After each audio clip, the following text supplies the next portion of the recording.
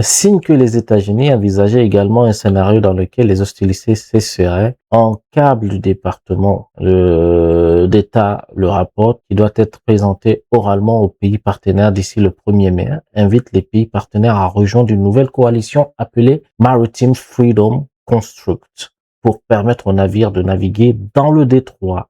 Alors, quels sont les pays qui vont se lancer? La France, la Grande-Bretagne et d'autres pays ont eu des discussions sur leur contribution à une telle coalition, mais ont déclaré qu'ils n'étaient pas prêts à contribuer à l'ouverture du détroit qu'ils n'étaient prêts à contribuer à l'ouverture du détroit qu'une fois que le conflit serait terminé. Ben oui. Le ministre iranien des Affaires étrangères Abbas Araghchi a déclaré jeudi, après des entretiens avec le président du Parlement libanais, Nabih Berri, que l'arrêt des attaques israéliennes contre le Liban ou un cessez-le-feu fragile est en place, faisait partie de l'accord de cessez-le-feu en Iran et Iran-États-Unis. Il restait une question clé dans tout le processus futur. Le médiateur pakistanais tente d'éviter une escalade tandis que les États-Unis et l'Iran échangent des messages sur un éventuel accord, a déclaré mercredi une source pakistanaise. Bon, bref, je crois pas. Quand on nous parle comme ça, j'y crois pas trop. Maintenant, les amis, bien sûr, je vous ai présenté l'article, mais il faut forcément que je fasse un petit tour dans X et dans le trou social de Donald Trump. Donc, plus rapidement, je vais passer sur X. Alors, c'est pas celui-ci. Et c'est là, et c'est ici que Donald Trump nous dit finalement qu'il est prêt à accepter. Voici la question. A little while ago, the president said that when the World Cup is here in the U.S., a team from Iran will be playing in the game. Well, if Johnny said it, I'm okay. Did Johnny say it? He did. What if they win?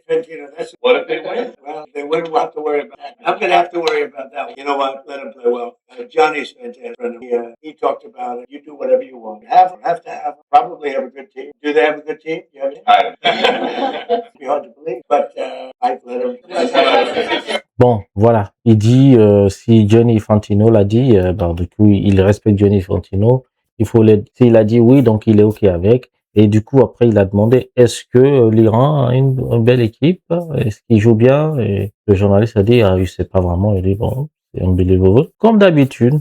Donc, il dit qu'il n'a pas de problème pour que l'Iran joue la Coupe du Monde. Et puis, je vais passer rapidement, du coup, les amis, sur donc son trou social où j'étais étonné de ne pas voir des messages. Donc là, c'est depuis 23 heures. J'ai pas vu de message de l'Iran, sauf peut-être cette partie. Bon, il a mis le Strait of Trump. Franchement, c'est compliqué, hein. Mais c'est incroyable. J'ai parcouru quasiment tout, mais je n'ai pas vu je ne vois pas où il parle de l'Iran. Et là, il s'est énervé contre qui? Le chancelier allemand. Il dit, le chancelier allemand devrait consacrer plus de temps à mettre fin à la guerre avec la Russie et l'Ukraine. Il a été totalement inefficace à préparer son pays brisé, en particulier l'immigration et l'énergie, et moins de temps à interférer avec ceux qui se débarrassent de la menace nucléaire iranienne, faisant ainsi du monde, y compris de l'Allemagne, un endroit plus sûr. Donald Trump, forcément. Voilà. En fait, pourquoi il a dit ça? Pourquoi il a fait cette déclaration? Parce que le premier ministre allemand a dit que, que les États-Unis se sont fait honir en Iran et que Donald Trump s'est fait honir. Enfin, tout ce qu'il dit qu'il a gagné, c'est pas vrai. En fait, parce que Friedrich Merz, donc le premier ministre allemand, est aussi dans la tourmente en Allemagne. En fait, il est en très grosse difficulté de popularité et donc il cherche à attirer ou à prendre un peu de personnalités qui sont contre Trump ou contre les États-Unis. Bon, bref, en tout cas, il y a un petit clash entre les deux. Pourtant, ils venaient juste de se voir il y a pas très longtemps, en fait. Voilà. Bon, en tout cas, j'ai fait un petit tour, mais je n'ai vu aucun truc concernant l'Iran. Voilà, les amis.